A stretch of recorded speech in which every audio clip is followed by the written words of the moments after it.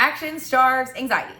Action starves anxiety. Today we're going to talk all about how to take action and get through those mental spirals when you're feeling really anxious and nothing's getting done, and how that can spiral into something that becomes a mountain instead of a molehill. So we've talked about, by the way, if you're new here, my name is Jess. This is a 10-minute daily. So it is a video about mindset and motivation to help you set better goals, change your mindset, and get motivated to take action so that you can become the best version of yourself and you can live your dreams. So that's what we do on this channel. Every day I post a new video. The goal is for you to make this a daily practice because everyone can make 10 minutes a day.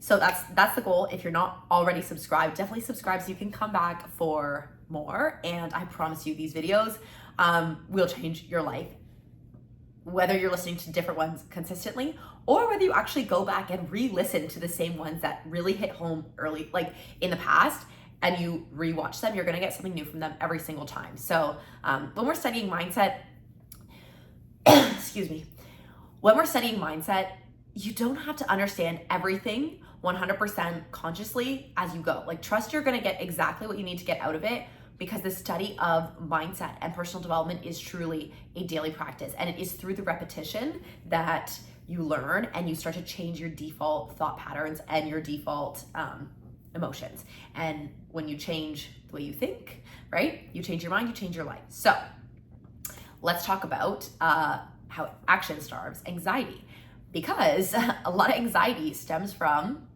overthinking. It stems from uncertainty. It stems from worrying about things that you can't control in the present moment, right? So what we want to do when we're feeling anxious, a lot of times anxiety is future-paced.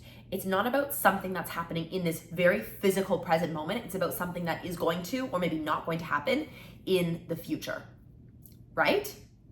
Yes, like think about things that you're anxious about. A lot of people are anxious about work, about, I don't know, the global climate and economy, about their job security in the future, about their future relationships, or about, you know, say you're talking to someone right now. You're not anxious in this exact moment. You're anxious, are they going to text me back? Are they going to call? What's going to happen? Is this going to turn into a like it's almost always future paced, right? And a lot of times for good reason. Like, let's say you're waiting on a diagnosis about a health condition. Like, of course there's reason to be nervous there. But the reason we feel so anxious is because it's unknown, it's uncertain, it's in the future, right? And so the more we let our mind run, right? The more we let it run into the future, the further into the future it gets, the more we can spiral, right? So if you start spiraling about, say, like climate change, which is very far into the future, it is very real, but there's nothing you can control in this exact moment. It's a problem way bigger than you yourself that you can fix.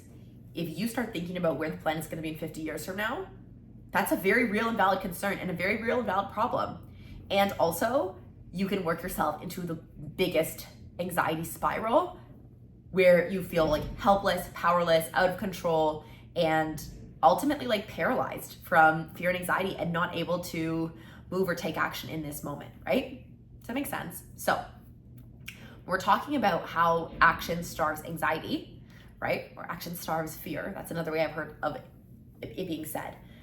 Whether this is on a macro scale or whether this is something micro on a day-to-day or week-to-week basis, like, you're worried about let's say a deadline with work. This is a really great example. So we have this deadline coming up, say next Monday, and you're worried about if you're able to get the work done or not, right? So we start to get anxious and feel like nervous, we feel agitated, we feel on edge, we feel uncomfortable. Like, what are those actual feelings? When you're feeling anxiety, where do you feel that in your body? What does that feel like to you? Dig a little deeper, right? Because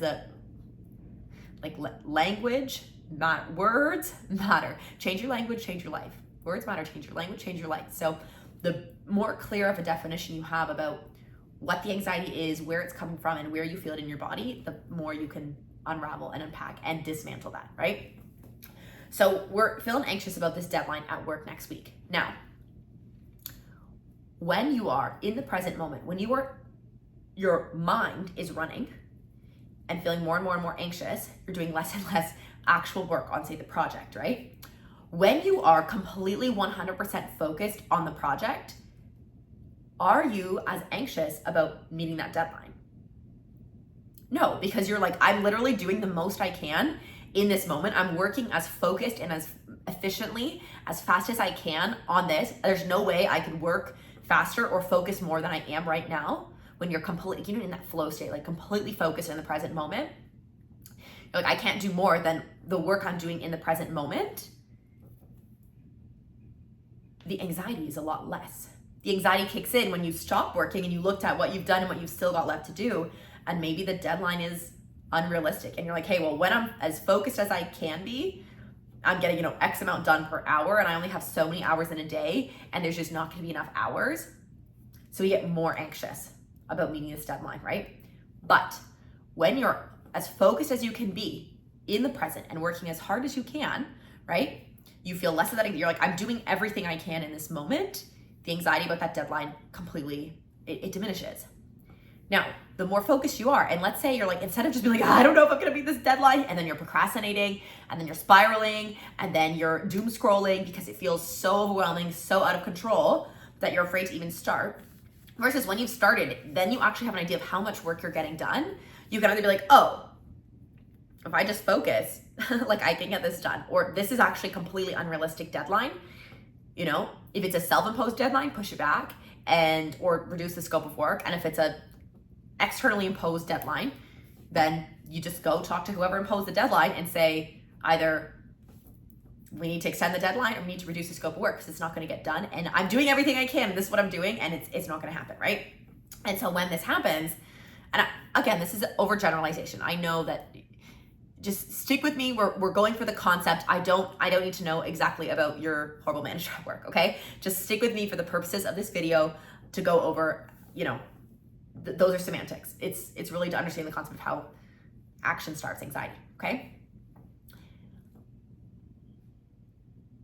Then we can push back and then we can figure it out. So this anxiety that's future paced, when we take it into the present and we're doing everything we can, it takes away a lot of that anxiety. So how this applies to your life, whether that's with fitness, like the anxiety doesn't come from when you're actually physically doing the workout. It comes from the future workout or the fear of either doing it or not doing it, right? Is my body gonna be able to handle it? I don't think I'm gonna be able to show up, whatever it is. The sooner you can take action and start moving your body, the sooner you realize, oh, so much of that was in my head, right? And that's not to say there won't be challenges. Like maybe you actually start doing the workout and you're like, oh my God, this is really hard, but you get through it. Because when you're focused on the present moment, you can handle so much more than you think you can. When you're focused on the present, when you're in the present moment, you can handle so much more than you think you can. And a lot of times the anxiety is way worse than the experience itself. When that comes to working out, when that comes to starting a business, when that comes to something at work, when that comes to relationships, right? A lot of the anxiety is from the future pacing. It's from the uncertainty and the unknown. So how do we reduce that anxiety? It's to take action, right? Take action. And how do we get ourselves to take action? Well, this is why we listen to videos like this, to get our mind in the right place, to break down the tasks until you can start with that entry point that does not feel like there's no resistance there. So if starting out workout routine is causing a lot of anxiety, you're like, I know I want to do this, I want to make this lifestyle change, I need to start this routine, but it feels overwhelming, break it down until it doesn't feel overwhelming, right? And once you found something that feels like, oh, okay, all I have to do today is put out my running shoes.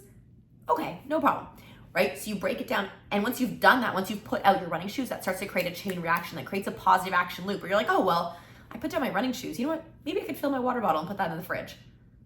Okay, and then it creates this positive action loop. The negative action loop, or the negative non-action loop, is the anxiety spiral of thinking about all the things that you have to do and running in the wrong direction where you're like, well, I have to put out my shoes, I have to put my water, I have to get the training plan together, I have to prepare my meals, I have to think about the drop off and pickup time and the time I'm gonna get there and all the classes. Then we get so overwhelmed we don't do anything at all. So what I want you to remember is done is better than perfect. Repeat it back with me. Done is better than perfect. Yeah? Done is better than perfect. Get something, anything done, because that action will starve the anxiety. Use this, apply it right now, write down, break it down into the point of no resistance, and take action on something small. do it right now. If you watch this whole video, I know you have time. So go do it right now. I love you, and I'll see you tomorrow. P.S. Remember to subscribe and comment on the video if you made it the whole way.